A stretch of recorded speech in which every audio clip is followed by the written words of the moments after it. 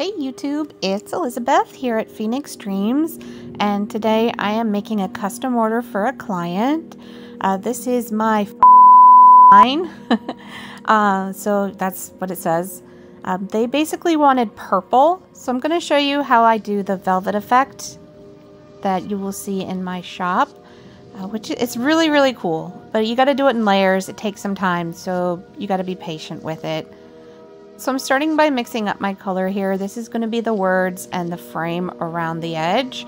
So I want it to be pretty opaque so it's easily legible. So I've got some purple pigment, and then I mix in some white Alumilite opaque pigment, which is going to give us this kind of neon lavender color. And of course I'm adding some nice chunky glitter.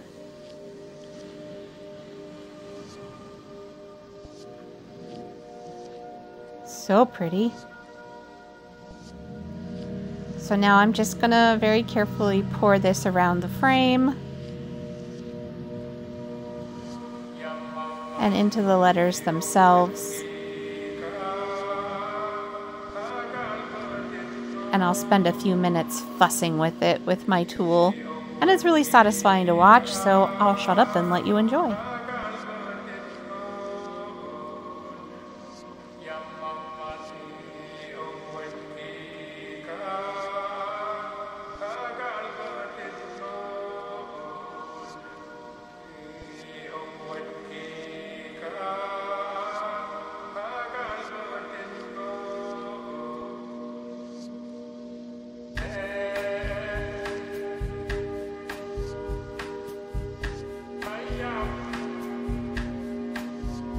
Now keep in mind that this footage is sped up. You want to be really slow and patient when working with this. Use a resin with a good work time. Mine has a 40-minute work time. So that, yeah. The longer you can take, the better, the nicer it'll look.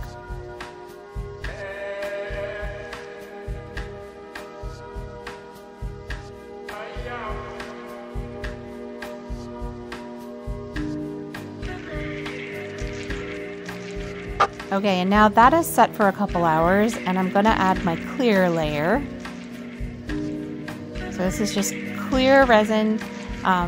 If you're doing a velvet effect, the next layer does need to be clear. You can mix in like a little bit of glitter if you want to have a few flecks in there, but I wouldn't mix in a whole bunch because it's going to make it hard to see the velvet effect behind the glitter. So I've got that all spread out.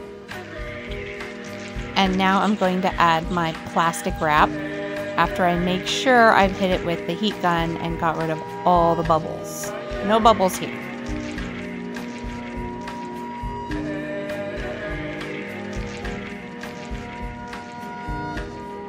And this is just an ordinary piece of plastic.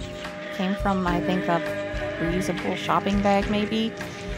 The trick here is to lay the plastic on and then mush it around with your fingers to get the texture. And you're going to have to come back to it a lot. You know, every half hour or so, come back and kind of mush it around with your fingers, run your nails across it. And then after the resin is set, you just peel it off. One handy tip for that is to coat the plastic in baby oil. That will make it much easier to peel off. Now I'm going to paint some chrome powder over my textured layer. This is from Let's Resin. I think the color was Plum. Color shift powders are amazing in this application. You can just use regular pigment if you don't want the color shift, or even use mica. But for this technique, I do really recommend a color shift powder. It's so pretty. And I do also recommend using a paintbrush for this texture. If you're using one of the little eyeshadow applicators, it's going to take all day long. Using a brush makes it much easier to get into all the different little nooks and crannies and crevices. And after I've covered it entirely in the chrome powder, I'm going to pour my last layer, which is resin mixed with black mica.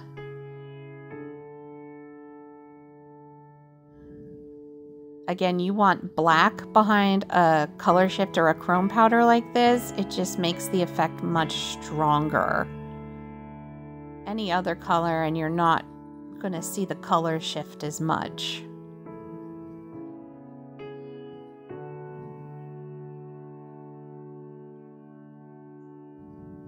So all in all, with the wait times between letting resin set up to add the next layer, I'd say it takes me about 14 to 18 hours to completely pour this piece. And then of course you have to let it sit overnight and fully cure before you can demold.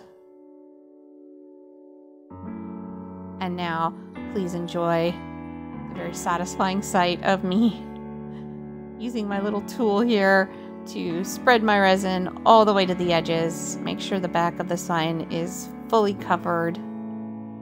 I did wind up having a couple spots that were just too high for the resin to cover, like little islands almost, you'll see.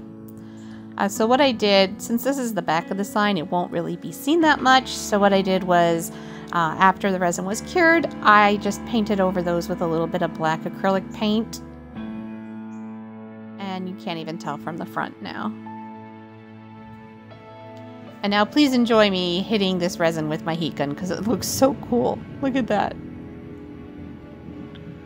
So satisfying.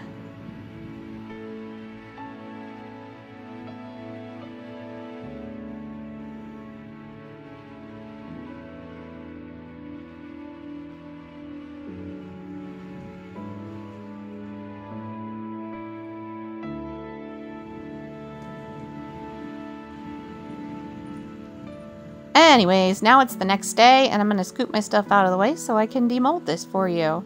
And this is taken directly from my TikTok. By the way, if you aren't, go follow me on TikTok. That's where I'm mostly active and where you're going to see the most content. So peel off the mold and ta-da!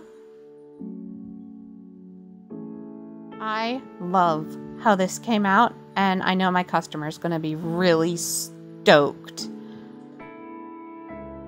Just look at that color shift powder. It looks even better in person. The velvet effect is so fun to do, and I really recommend that any resin artist with a little bit of experience try it. I wouldn't try it as your very first resin project, but yeah, if you've been working at it a while, give it a shot. Look how neat that is. Just oil your plastic to make it easier to get off. Okay guys, that's it for me today. Have a great day and stay awesome.